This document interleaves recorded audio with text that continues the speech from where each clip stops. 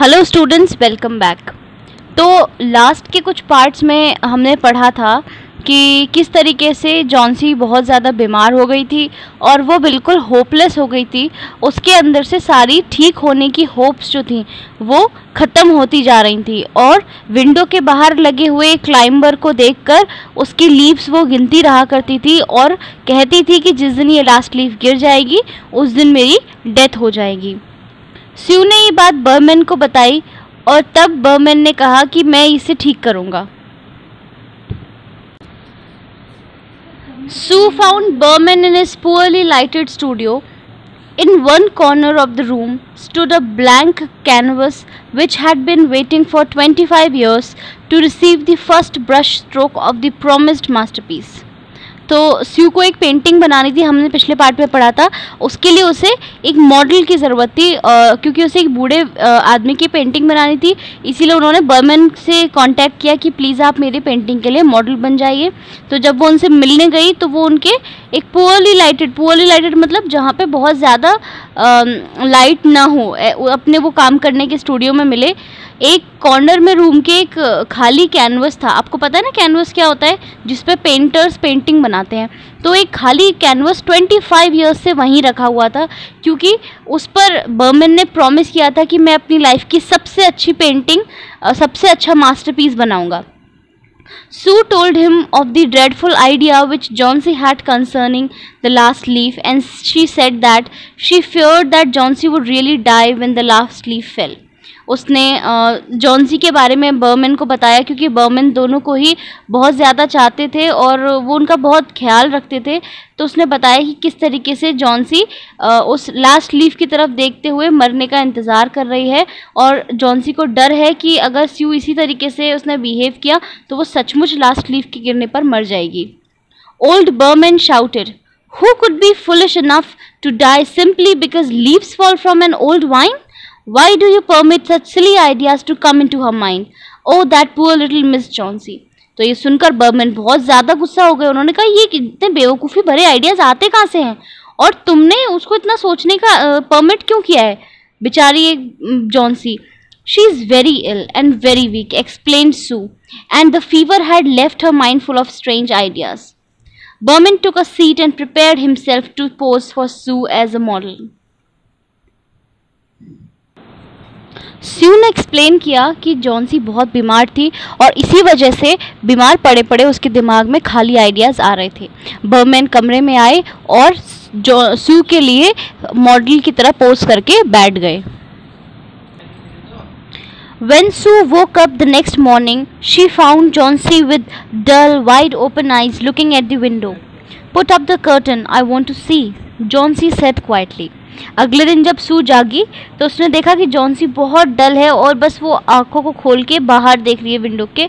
उसने कहा स्यू से कि कर्टन को खोलो, मुझे बाहर देखना है। But after the heavy rain and strong wind one leaf was still hanging on the wine.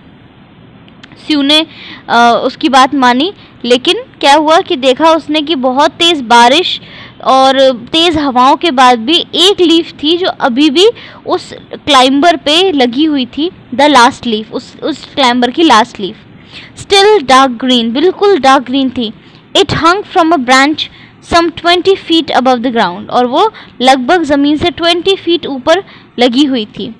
"It is the last one," said Johnsy. "I thought it would surely fall during the night." Johnsy ने कहा, देखो ये बिल्कुल last है और मुझे पता है कि ये श्योरली नाइट तक तो ये गिरी जाएगी। "I heard the wind and the rain. It will fall today and I shall die at the same time." उसने कहा कि मैंने तेज़ हवाओं की आवाज़ सुनी है और आज ये गिर जाएगी और इसी के गिरते के साथ ही मैं भी मर जाऊंगी। The day passed slowly, and even though the growing darkness of the evening, they could see the last leaf still hanging from the branch against the wall. पूरा दिन धीरे धीरे निकलता गया, अंधेरा बढ़ने लगा, लेकिन फिर भी उनको वो लीफ जो थी वो अभी भी उस वॉल पे लटकती हुई नजर आ रही थी। And then, with the coming of the night, the wind began to blow again, and the rain began to fall heavily. और फिर जैसे जैसे रात बढ़ने लगी, तेज़ हवाएं और तेज़ बारिश शुरू हो गई। But the next morning, when Johnsy commanded that the curtain be raised again, the leaf was still there. लेकिन अगली सुबह जब दोबारा जॉन्सी ने कहा कि पर्दे उठा दो, तो अभी देखा कि लीफ तो अभी भी वहाँ पे थी. Johnsy lay for a long time looking at it, and then she called to Sue. Johnsy बहुत देर उसे देखती रही, फिर उसने सू को बुलाया. I've been a bad girl, Sue, said Johnsy. Something that has made the last leaf stay there just to show me how bad I was. It was a sin to want to die. You may bring me a little soup now and then put some pillows behind me and I will sit up and watch you cook. तो सुबह जब देखा गया कि पत्ती तो अभी भी वहीं लटक रही थी, तो स्यू को जॉन्सी ने बुलाया. उसने कहा कि देखो मैं कितनी बेकार लड़की थी स्यू. कुछ शायद ये लास्ट लीफ इसीलिए यहाँ लटकी हुई है ताकि ये मुझे ये बताए कि मैं कितनी बेकार थी. मरने की इच्छा करना भी एक बहुत बड़ा पाप है. तुम मेरे लिए सूप ले आओ और फिर मैं बैठ के तुम्हें खाना बनाते हुए देखूंगी. The doctor came in the afternoon. You're fine. You're doing fine, he said, taking Johnson's thin hand in his.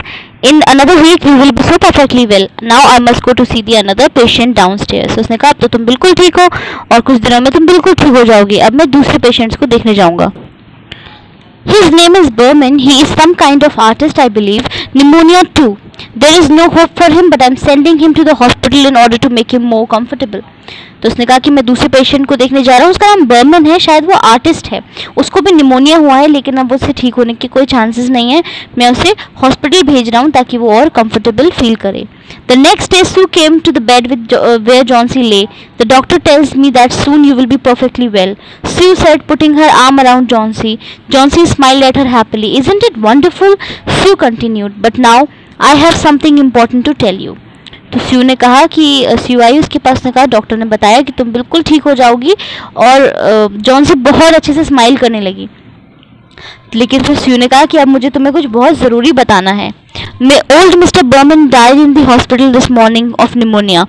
They found him in his room the morning of the first day, helpless with pain and fever. His shoes and clothing were completely wet and icy cold. They wondered where he had been on such terrible night. And then they found the lanterns still lighted, a ladder and some other things which showed that during the wind and rain he had climbed up and painted a green leaf on the wall of the opposite house. Oh darling, it was Berman's real masterpiece. He painted it there the last leaf fell. उसने बताया कि जो old Burman थे उनके hospital में death हो गई है निमोनिया की वजह से. और सभी को वो पहले दिन उसकी बीमारी के पहले दिन वो उसके रूम में बहुत पेन और फीवर में मिले थे. उनके शूज़ और सारे कपड़े बहुत गीले और एकदम ठंडे थे. सबको लगा इतनी बुरी रात में वो कहाँ गए होंगे. लेकिन फिर उनको उनके कमरे में एक जली हुई लैंटर्न, एक लैडर और कुछ पेंटिंग की चीज़ें मिली, जिससे पता चला कि उन्होंने ही उस रात को वो पेंटिंग बनाई थी लास्ट लीफ की, क्योंकि जो आखिरी लीफ थी वो तो ऑलरेडी गिर चुकी थी.